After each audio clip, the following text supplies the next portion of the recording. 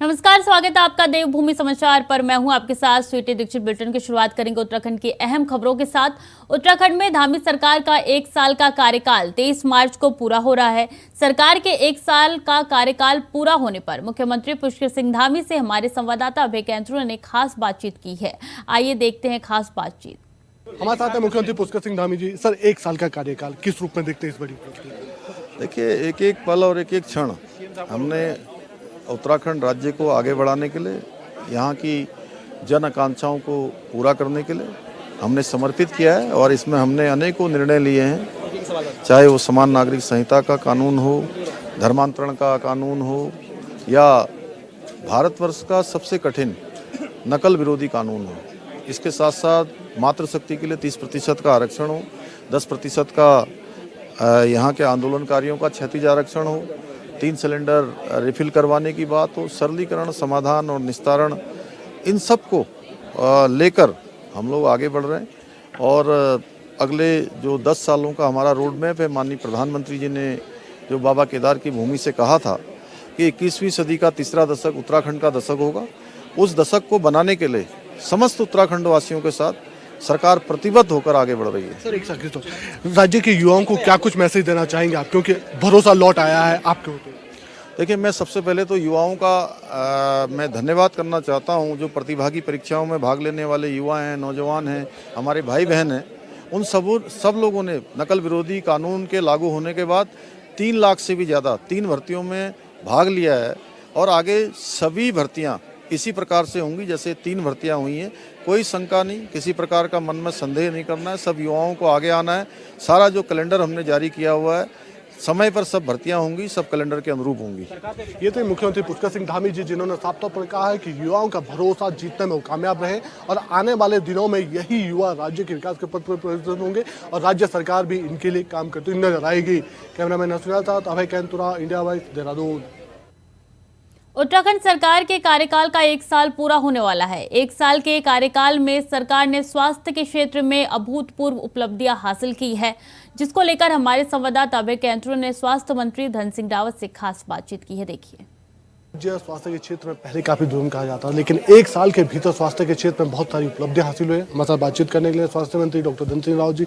Sir, 1 साल का कार्यकाल किस रूप में देखते हैं स्वास्थ्य के क्षेत्र के लिए? देखिए, आप सब जानते हैं कि हमने हर प्रकार में, चाहे 265 जांचें फ्री कराने का एक टारगेट रखा हो, चाहे हम गर्भवती महिलाओं को संस्थागत डिलीवरी कराने का लक्ष्य रखा हो, चाहे हमने जितने भी क्रिटिकल मरीज हैं उनको ये लिफ्ट कराने का हो, हर दृष्टि हमने काम किया है। असिस्टेंट प्रोफेसरों को लगाने का हमने काम किया है। अब हम एएनएमओ को भर्ती की है, हम लोग डॉक्टरों की भर्ती कर रहे हैं, हम वार्ड वाइज की भर्ती कर रहे हैं, टेक्नीशियनों की भर्ती कर रहे हैं। तो हर प्रकार स्वास्थ्य विभाग में काफ़ी काम हुए हैं। और 3 नए मेडिकल कॉलेज बनने हैं, एक नया एम्स बनना है, उप जिला चिकित्सालय बनने हैं, 4 धाम यात्रा के लिए बहुत युद्ध स्तर पे काम चल रहा है। तो मैं कह सकता हूँ कि जो जो संभव हो सकता था इस साल हमने किया है। सर, राज्य की जनता को क्या आश्वासन देना चाहेंगे, क्या भरोसा देना चाहेंगे कि 1 साल की उपलब्धि है आने के लिए? राज्य की जनता जानती है कि स्वास्थ्य के क्षेत्र में काफ़ी मूल चूल काम हो रहा है और काफ़ी मूल चूल जो है बुनियादी ढांचा तैयार किया जा रहा है। बिल्कुल, ये थे स्वास्थ्य मंत्री डॉक्टर धन सिंह रावत जी, जिन्होंने साफ तौर पर कहा है कि उत्तराखंड जनता को भरोसा रखना चाहिए और उत्तराखंड में स्वास्थ्य के क्षेत्र में जो बुनियादी ढांचा और मजबूत हुआ है। कैमरामैन नसरुल के साथ अभय कैंतुरा, इंडिया वाइज। और धामी सरकार का 1 साल 23 मार्च को पूरा हो रहा है, जिसको लेकर सरकार प्रदेश में जन सेवा कार्यक्रमों का आयोजन कर रही है। सरकार के 1 साल के पूरा होने पर हमारे संवाददाता अभय कैंतुरा ने कैबिनेट मंत्री चंदन राम दास से बातचीत की है। सुनिए।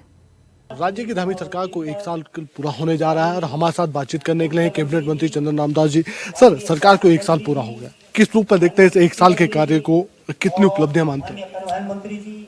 माननीय मोदी जी के नेतृत्व में प्रदेश में पुष्कर सिंह धामी जी की सरकार को कल 1 साल पूरा हो रहा है और मैं समझता हूं कि 1 साल के कार्यकाल में आदरणीय धामी जी के नेतृत्व में प्रदेश सतत विकास की ओर चल रहा है। हमने कई महत्वपूर्ण काम इस बीच किए हैं। हमने सबसे पहले हम समान नागरिकता कानून लाए हैं। हम धर्म परिवर्तन पर भी बहुत सशक्त कानून प्रदेश में लाए हैं।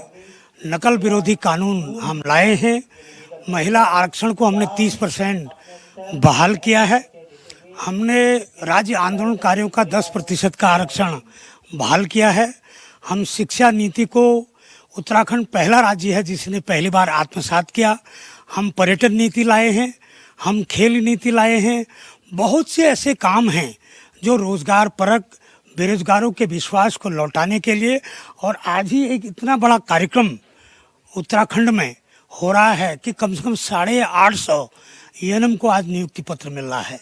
स्वास्थ्य के क्षेत्र में, पर्यटन के क्षेत्र में, परिवहन के क्षेत्र में, कृषि के क्षेत्र में, सभी क्षेत्रों में धामी जी के नेतृत्व में सतत विकास, सतत प्रयास हो रहा है।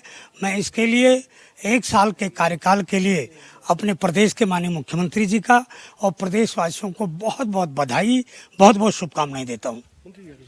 आगे के लिए क्या लक्ष्य आप निर्धारित कर रहे हैं, क्योंकि बहुत सारे अभी भी ऐसे काम है चाहे उत्तराखंड को अपने आत्मनिर्भर राज्य बनाने की दिशा में, क्योंकि आपने 2025 का लक्ष्य चुना है। हमारी सरकार ने माननीय मुख्यमंत्री जी के नेतृत्व में जितने भी निर्णय लिए हैं उन निर्णयों को इम्प्लीमेंट करना। जो बजट इस बार 77,407 करोड़ का पास किया है उसको लक्ष्य तक पहुंचाना, उसको नीचे ग्राउंड तक पहुंचाना और 100% योजनाओं का संचालन करके ईमानदारी निष्ठा से जनता के हित में लगाना, ये हमारी पहली प्राथमिकता होगी। सड़कों के लिए, शिक्षा के लिए, स्वास्थ्य के लिए और सभी क्षेत्र में अभी आने वाले समय में 4 धाम यात्रा भी है, इसको हम ठीक ढंग से चलाएंगे और 2025 तक उत्तराखंड को एक सशक्त प्रदेश बनाने में हम आधारशिला के रूप में इन योजनाओं का संचालन करेंगे। ये थे कैबिनेट मंत्री चंदन रामदास जी, जिनका साफ तौर पर कहना है कि उत्तराखंड राज्य को 2025 तक सशक्त राज्य बनाना है। जो आधारशिलाएं रखी गई हैं उन आधारशिलाओं पर चलने का काम करना है और जनहित के काम करने, राज्य विकास के लिए काम करना है। कैमरामैन नसरुल साथ अभय केंतुरा, इंडिया वॉइस, देहरादून। बुधवार को मुख्यमंत्री पुष्कर सिंह धामी देहरादून में ANM कार्यक्रम में शामिल हुए। इस दौरान सीएम ने दीप प्रज्वलित कर कार्यक्रम का शुभारंभ किया। साथ ही नवनियुक्ति स्वास्थ्य महिला कार्यकर्ताओं को नियुक्ति पत्र भी वितरित किया।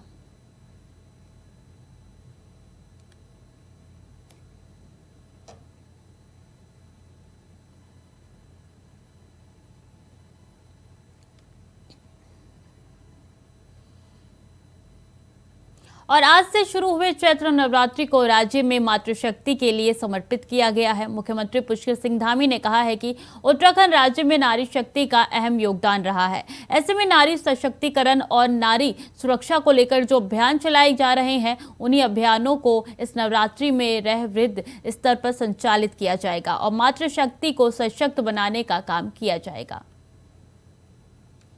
तो आज से चैत्र नवरात्रि का शुभारंभ हो चुका है, जिसको लेकर उत्तराखंड में तैयारियां पूरी कर ली गई है और मातृशक्ति को आगे रखने का, सुप्रिय रखने का काम किया जाएगा और जितने भी योगदान महिलाओं ने दिया है उनका स्वागत किया जाएगा। और आपको बता दें कि नारी शक्ति का अहम योगदान होता है, ये भी सीएम द्वारा कहा गया है। वही मातृशक्ति को सशक्त बनाने का काम होगा, सीएम पुष्कर सिंह धामी ने कहा है। तो वहीं धर्म नगरी हरिद्वार एक ऐसा स्थान जहां वैसे तो 12 महीने श्रद्धालुओं का मेला लगा रहता है, लेकिन नवरात्रि के समय विल्लव पर्वत पर स्थित मां मनसा के मंदिर में नजारा देखने वाला होता है। आज सुबह से यहां श्रद्धालुओं की भारी भीड़ जुटी हुई है। हरिद्वार में वैसे तो मां के कई मंदिर हैं, मगर इस मंदिर की ये खासियत है कि यहाँ मंदिरों का त्रिकोण है, जिसमें नील पर्वत पर मां चंडी देवी का मंदिर है, तो दूसरी ओर शिवालिक पर्वत माता के बिलव पर्वत पर मां मनसा देवी विराजती है। पुराणों में मनसा देवी मंदिर की महिमा का वर्णन किया गया है। दूर दूर से श्रद्धालु अपने मन की मुरादें लेकर मां मनसा देवी के दर्शन के लिए आते हैं। इस बार भी 9 दिनों तक यहाँ देवी की आराधना होगी। देश के अलग अलग जगहों से मां भक्त के दर्शन करने आते हैं और भक्त मां के दर्शन करने आते हैं और पूजन के लिए आ रहे हैं। तस्वीरें भी वहीं से हम आपके साथ साझा कर रहे हैं। टीवी स्क्रीन पर आपकी तस्वीरें दिखा रहे हैं कि किस तरीके से मनसा देवी के मंदिर में श्रद्धालुओं की भीड़ उमड़ी है। आज नवरात्रों का पहला दिन है, तो मनसा देवी में ये मान्यता है कि यहाँ पे जो भी आता है मन्नत पूरी होती है, तो इस वजह से मनसा देवी आए हुए हैं। यहाँ पे सुना है कि सारी मन्नतें पूरी होती है जो भी आता है। आज नवरात्रों का पहला दिन है, तो मनसा देवी में ये मान्यता है कि यहाँ पे जो भी आता है मन्नत पूरी होती है, तो इस वजह से मनसा देवी आए हुए हैं। यहाँ पे सुना है कि सारी मन्नतें पूरी होती है जो भी। पुजारियों द्वारा माँ भगवती की पूजा अर्चना होती है। हम फूल माला अभिषेक द्वारा पूजा की जाती है और अष्टमी सप्तमी अष्टमी की रात्रि को माँ का हवन करके अगले दिन अष्टमी वाले दिन सुबह कन्याओं का पूजन करके उनको जिमाया जाता है, भंडारा किया जाता है। पुजारियों द्वारा माँ भगवती की पूजा अर्चना होती है।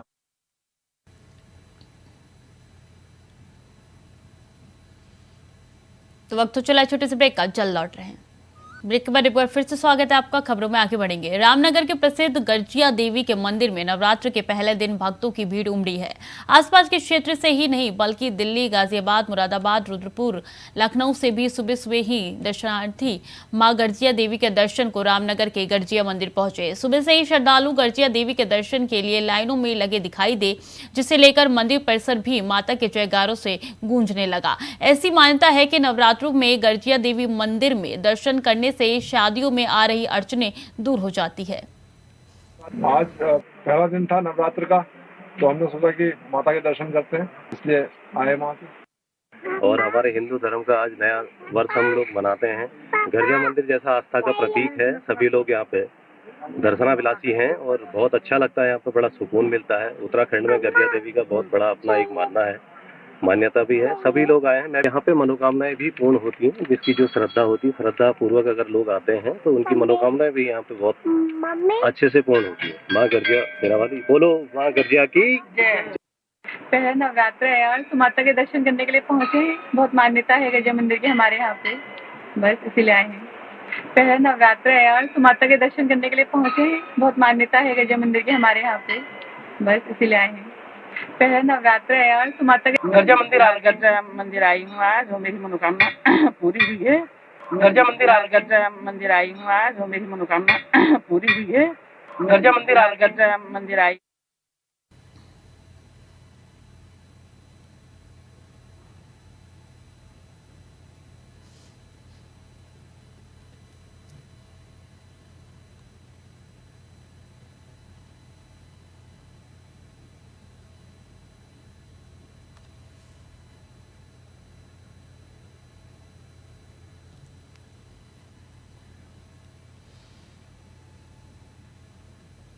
और डोईवाला के जीवनवाला ग्राम पंचायत के फतेहपुर में पूर्व मुख्यमंत्री त्रिवेंद्र सिंह रावत ने सांगावान प्रजाति के पौधे का रोपण किया। इस दौरान डोईवाला विधायक ब्रिजभूषण गैरोला और देहरादून के मेयर सुनील उनियाल गामा मौजूद रहे। बता दें कि कार्यक्रम का आयोजन संकल्प तरु संस्थान ने किया और बताया गया है कि हर साल नदी में आने वाली बाढ़ से होने वाले कटान को रोकने के लिए ये वृक्षारोपण नदी के आसपास किया जा रहा है। आने वाले समय में इस सौंग नदी के आसपास फलदार और छायादार पेड़ के लगने से जहां प्राकृतिक सौंदर्य में निखार आएगा, तो वहीं प्रकृति का दोहन भी रुकेगा। आपको बता दें कि कार्यक्रम में बड़ी संख्या में भाजपा के कार्यकर्ता और गांव के लोगों ने भाग लिया।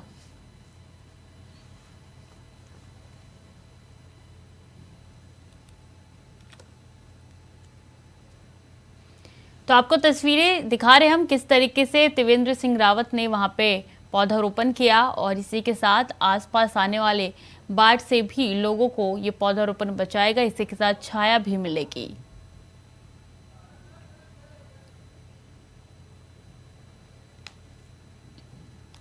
तो ये तस्वीरें साझा कर रहे हैं कि पौधारोपण का कार्यक्रम था। नदी के आसपास ये पौधारोपण किया गया, जिससे काफी मदद जो है गांव वालों को मिलेगी। और राज्य के संस्कृति मंत्री सतपाल महाराज ने संस्कृति विभाग द्वारा घंटाघर के नजदीक हेमवंती नंदन बहुगुणा कॉम्प्लेक्स में उत्तरा समकालीन आर्ट गैलरी का औचक निरीक्षण किया। मंत्री ने वहां पर्याप्त स्टाफ न होने के साथ साथ वॉल पेंटिंग और कलाकारों द्वारा बनाए गए चित्रों की सफाई न होने पर आक्रोश भी जाहिर किया। इस दौरान महानिदेशक संस्कृति रणवीर सिंह चौहान को निर्देश देते हुए आर्ट गैलरी में रखे केदारनाथ हेली सेवा के मॉडल और ढोल के मॉडलों आदि पर नमी के चलते जंग लगने को गंभीरता से लेते हुए इसका रखरखाव की व्यवस्था सुनिश्चित करने को कहा।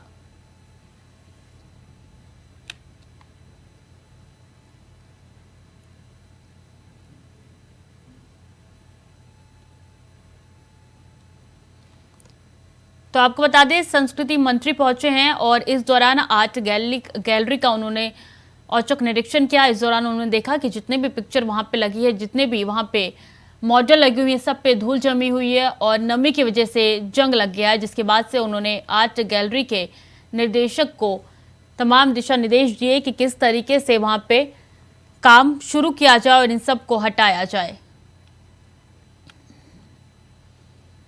देहरादून के जॉली ग्रांट हवाई अड्डे के नामकरण को लेकर अब सियासत तेज हो गई है। दरअसल हरिद्वार सांसद डॉक्टर रमेश पोखरियाल निशंक ने बीते रोज केंद्र सरकार को पत्र लिखकर हवाई अड्डे का नाम अटल बिहारी वाजपेयी के नाम पर रखने की सिफारिश की है, जिसको लेकर कांग्रेस ने अब सवाल खड़े कर दिए हैं। कांग्रेस का कहना है कि 2016 में पूर्व मुख्यमंत्री हरीश सिंह रावत तो केंद्र को प्रस्ताव भेजा था जिसमें हवाई अड्डे का नाम आदि गुरु शंकराचार्य के नाम पर होना चाहिए।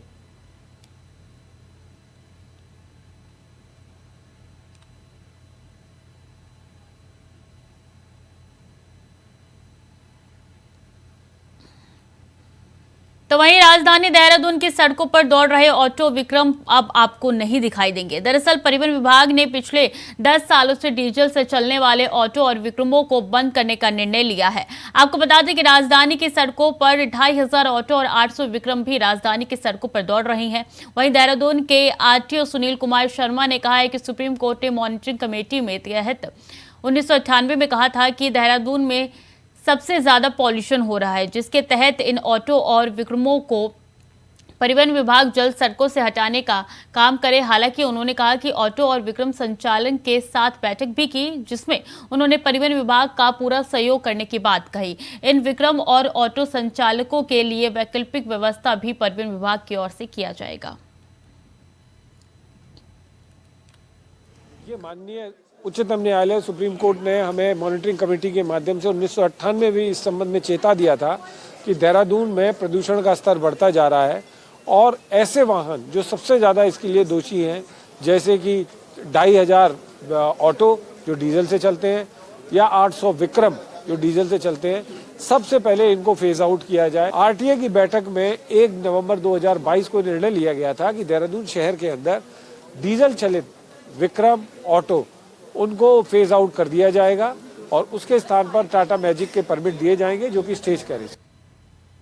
और उत्तराखंड के मुख्यमंत्री पुष्कर सिंह धामी के नेतृत्व में लगातार जनहित के लिए काम कर रही है। जनता के विकास से जुड़े हुए फैसलों पर निर्णय लेने का काम कर रही है ताकि राज्य में विकास की रफ्तार बढ़ सके और जनता को विकास की योजनाओं का लाभ मिल सके। धामी सरकार के 1 साल पूरे होने पर बीजेपी हर मुख्यालय में एक विकास पुस्तिका का इनॉग्रेशन करेगी, जिसमें राज्य और केंद्र सरकार की उपलब्धियों को बताने का काम किया जाएगा, जिससे जनता को पता चल सके कि धामी सरकार उनके लिए कौन कौन से निर्णय ले रही है और राज्य के लिए वो कितने लाभकारी है।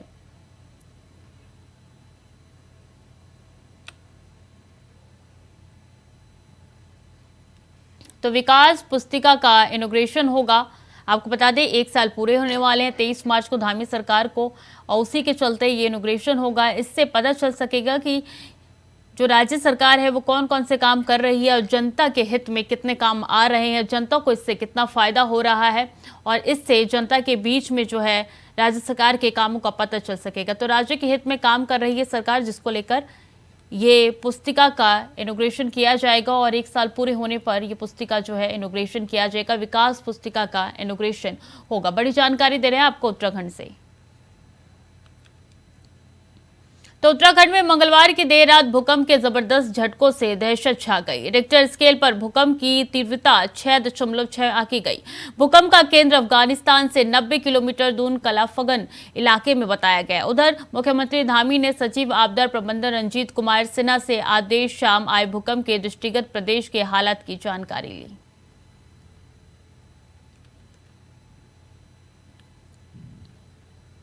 मुख्यमंत्री ने सचिव आपदा प्रबंधन को निर्देश दिए कि सभी जिलों से जानकारी प्राप्त कर वस्तुस्थिति से अवगत कराया जाए तथा सतर्कता बरती जाए। उत्तराखंड में भूकंप के भारी झटके से दहशत, लोग घर से बाहर निकले और सीएम धामी ने सतर्कता बरतने के निर्देश दिए हैं। तो मंगलवार को देर शाम में भूकंप के झटके महसूस किए गए थे, जिसको लेकर सीएम धामी सख्त होते हुए नजर आ रहे हैं कि किसी तरीके से लोग उस समय घर के बाहर निकले थे। सीएम धामी ने सतर्कता बरतने के निर्देश दिए हैं। फिलहाल के लिए देवभूमि समाचार में इतना ही। बाकी की जानकारी के लिए देखते रहिए इंडिया वॉइस।